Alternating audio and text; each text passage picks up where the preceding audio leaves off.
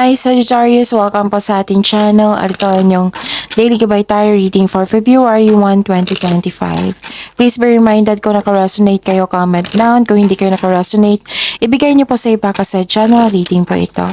This is for you Sagittarius ngayong February 1, 2025.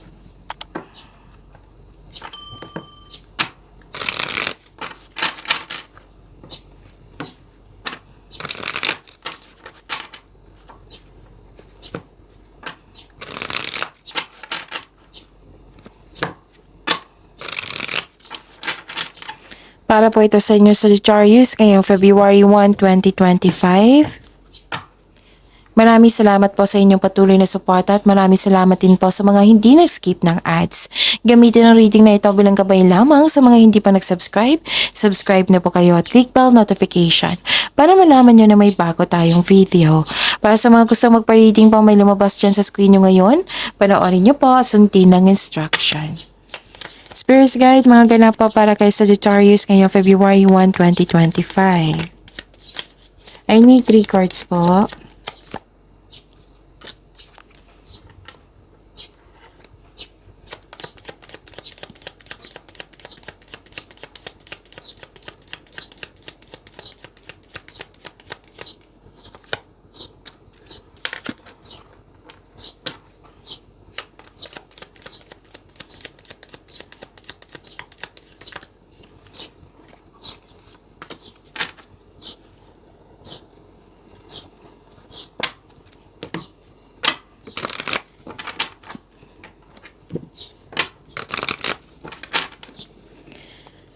Spirit Guide, mga mensahe pa para kay Sagittarius ngayong February 1, 2025. I need 2 cards po.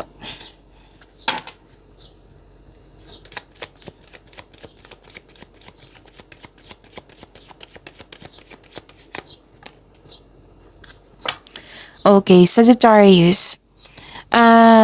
Nakikita ko dito may solusyon na sa inyong problema, may sagot na sa inyong mga katanungan. Pwede din gumagawa kayo ng password ngayon or passcode. So, tandaan nyo yan ha. Isulat nyo sa journal nyo or sa mini notebook nyo para matandaan nyo po. At nakikita ko dito na nagkaroon po ng time for reflection. Malalim ang iniisip mo, mas sumawak yung ambisyon mo sa buhay. At yes, mataas din yung intuition nyo po. May nalaman nga kayong may taong hindi totoo sa iyo. Tapos nakita ko dito na may biyahe kayo, nagpasya kayo, or literal na may biyahe kayo ngayon. Pwede din malayong lugar to ha, travel sa, nagkaroon ng new journey, travel para magbakasyon, travel na para magkaroon ng adventure. Pwede din yung matagal mo ng plano, binigyan mo na ng action ngayon. Okay? A time for healing. A time for healing po ito. Magkakaroon ng healing. Your commitment is being tested.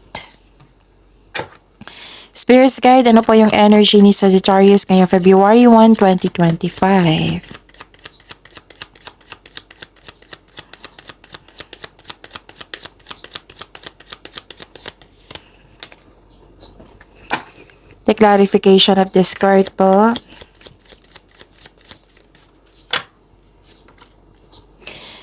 Kung may narinig kayo, may nakita kayong repeating message, meaning to say, pinupush ng cards nyo yan kasi ang ilan sa inyo hindi pa binigyan ng atensyon.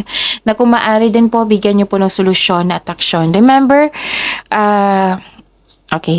Remember, Sagittarius, at the end of the day, alam mo na ikaw lang taong may kakayahan at responsable na gumawa ng sarili mong katotohanan at kinabukasan.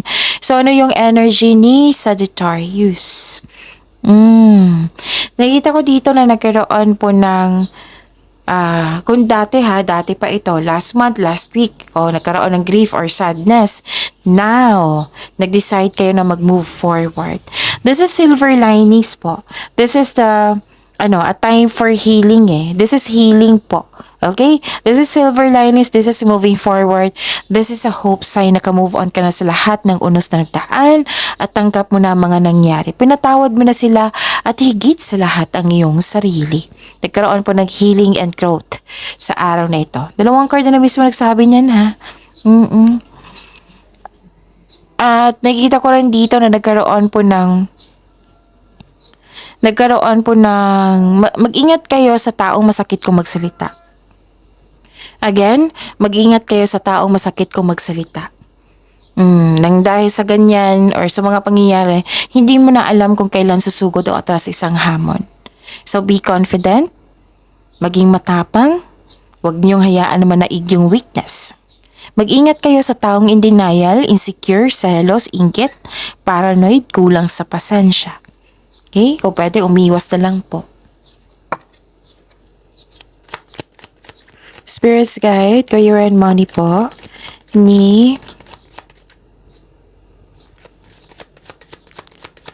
Sagittarius ngayong February 1, 2025. And the clarification of this card po.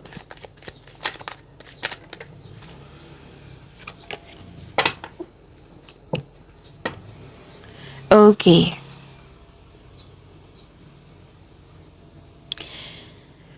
Nakita ko dito na nagkaroon po ng may celebration, may achievement, may special event pwede. May basta achievement to or completion. Pero parang wala kang time i-celebrate ito kasi pwedeng wala ka sa mood, pagod kayo, or busy kayo. Sabi po ng card dito kung pagod kayo, magpahinga. Tapos pagbalik nyo, find joy that exists right now. I-celebrate nyo po ito. Kahit in some small way. Para ma-increase yung flow of positive opportunities sa inyong buhay. So, you deserve to celebrate your success. Okay? So, yun. Actually, dalawang card na mismo nagsabi dito na may celebration, may accomplishment, may achievement, may completion. Yes, pwede din na drain yung energy nyo sa kaka-party or sa alak. Pwedeng concern to sa'yo or concern to sa isang tao. Pwede din na nawalan kayo ng gana kasi may tension. Yung tao na may ganap na gossip, may boundary issues, ganon. May hindi pagkakaunawaan na may taong hindi totoo sa iyo na pero alam mo to na nagkaroon kayo ng tension nito. Tapos, yun, protektahan mo yung inner peace mo. Yan yung sabi ng card niyo po dito. Spirits Guide, Love Life, Self-Love, Partnership, and Romance ni Sagittarius ngayong February 1, 2025. Para kay Sagittarius. And the clarification of this card po.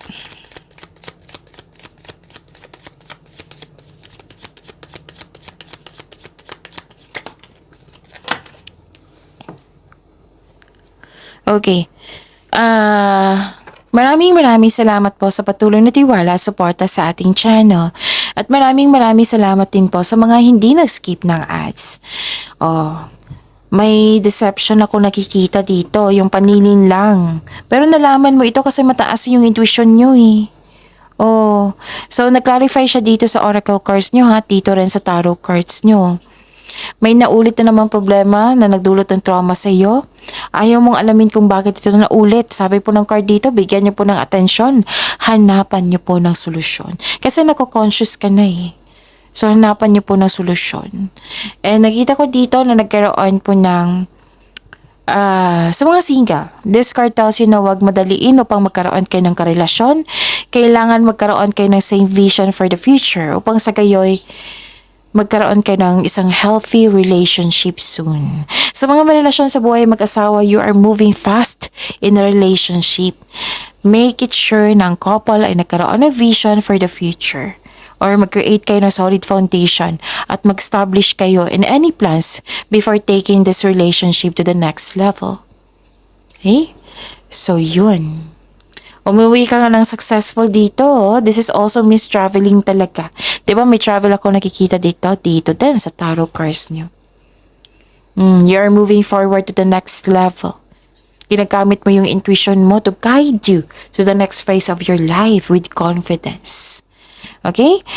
Pagyamanin niyo po yung blessings na binigay sa inyo sa Sagittarius. See you tomorrow. Please like, subscribe, and click po button for notification para updated po kayo sa daily tarot reading natin. Maraming salamat po.